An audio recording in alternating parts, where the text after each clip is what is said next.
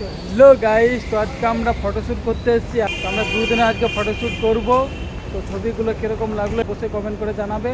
আর এরকম আরও ভিডিও দেখতে হলে চ্যানেলটাকে সাবস্ক্রাইব করো, লাইক করো, শেয়ার করো বন্ধুদের সাথে। তো চলো ছবিগুলো দেখো, তারপরে কমেন্টে জানাও।